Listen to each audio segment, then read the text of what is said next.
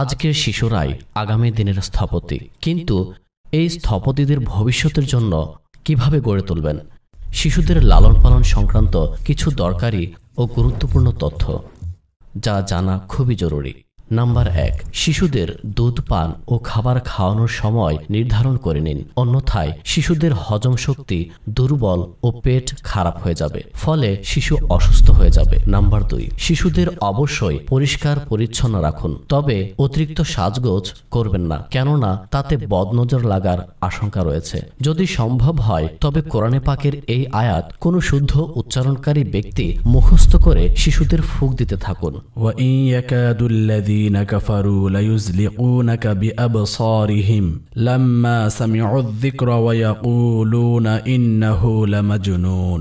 বদনজর থেকে সুরক্ষিত থাকবে। বড়দেরকেও ফুঁক দেওয়া যাবে। সূরা ফালাক ও সূরা নাসের দম করাও সকল প্রকারের জাদুটোনা বদনজরের জন্য উপকারী আমল। নাম্বার 3, শিশুদের সর্বদা কোলে রাখা বা কোলে নিয়ে ঘোরা ঠিক নয়, এতে শিশুরা দুর্বল হয়ে পড়ে আর দেরিতে হাঁটতে শিখে। বরং বেবি খাট বা দোলনায় শুয়ে রাখুন।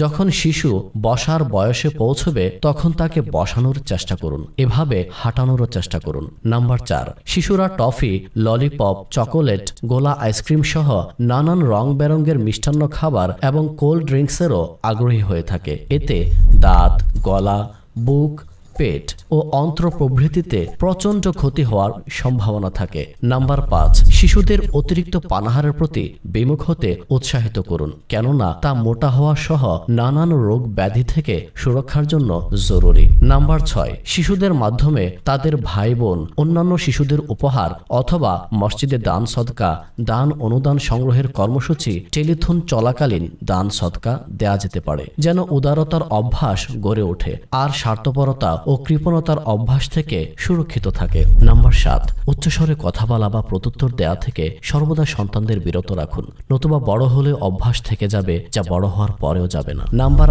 8, কথায় কথায় জেদ ধরা, রাগান্বিত হওয়া, লড়াই ঝগড়া, চগলখড়ি ও গালমন্দ করার অভ্যাস থেকে শৈশব থেকেই তাদের বিরত রাখুন।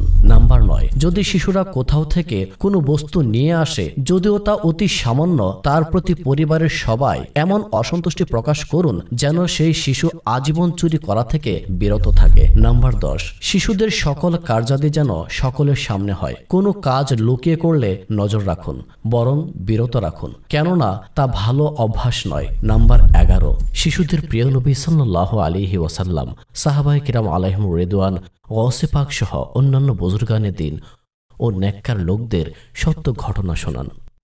নাম্বার 12, আপনার সন্তানকে ভালো কোনো দক্ষতা অর্জনে শিক্ষা দিন, যেন প্রয়োজনের সময় সে এর দ্বারা উপার্জন করে চলতে পারে।